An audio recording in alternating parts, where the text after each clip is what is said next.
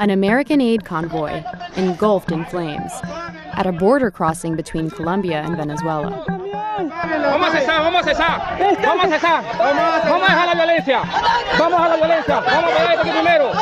The scene has become a critical flashpoint in the political and economic crisis gripping the country.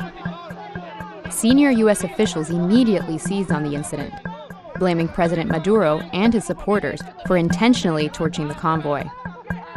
But an investigation by The Times calls this conclusion into serious question and shows that U.S. officials raced to judgment without the full facts. How did we get here? The Venezuelan crisis came to a head in early 2019, when opposition leader Juan Guaidó declared himself president in a bid to unseat Nicolas Maduro, whose authoritarian rule and economic mismanagement resulted in searing poverty. Backed by the U.S., Guaidó mobilized his followers to bring American aid into Venezuela, but Maduro blocked border crossings and denied entry. On February 23rd, 4 aid trucks arrived at a bridge on the Colombian side of the border. Guaidó supporters cleared a path and drove the trucks toward Venezuela. Security forces repelled them, firing tear gas and rubber bullets, and the aid trucks got stuck on the bridge. The Colombian government released this annotated footage of the standoff. They circle the Venezuelan police near the trucks before the fire breaks out. The implication appears to be that the Maduro regime caused the fire. But note the timestamp in the footage they circulated.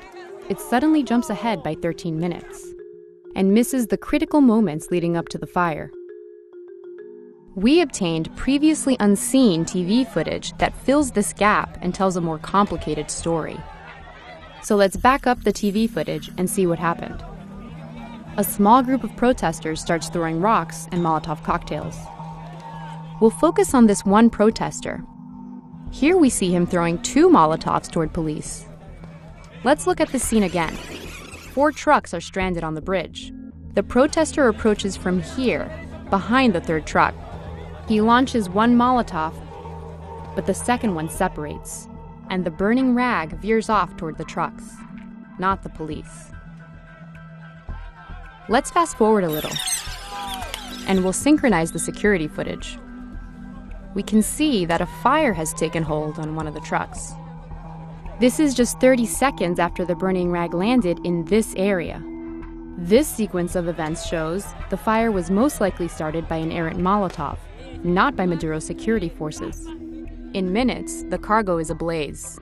Uno de los camiones de la ayuda humanitaria se está quemando, señores.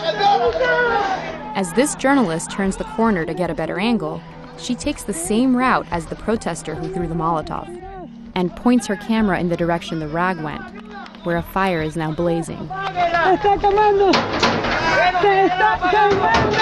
This was the start of the fire that spread rapidly and consumed 3 trucks. Both police and protesters scrambled to contain the scene. As the chaos was unfolding, the incident quickly escalated into a political firestorm. A Venezuelan journalist tweeted this report, blaming Maduro. 12 minutes later, Senator Marco Rubio retweeted the unsubstantiated claim. National Security Advisor John Bolton weighed in soon after, and then USAID Administrator Mark Green claimed that Maduro had ordered the burning. Secretary of State Pompeo tweeted out the same visuals that evening.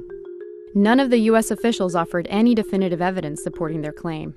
They doubled down on Sunday talk shows. There's a sick tyrant, Maduro, who's denying food to starving Venezuelans and medicine to sick Venezuelans, burning trucks with...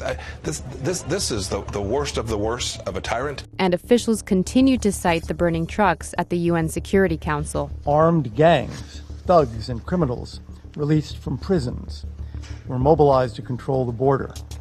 Their actions led to the burning of humanitarian assistance rather than its protection. It's true that Maduro has a horrific human rights record, and that he deploys armed gangs called colectivos to terrorize the opposition. But in this specific incident, our analysis shows U.S. officials use unverified claims to spin their side of the story. Officials we contacted either did not comment or failed to provide evidence supporting their claims. What happened on the bridge is a classic example of how misinformation spreads online. A rumor or unproven claim is made. It's amplified by influential people.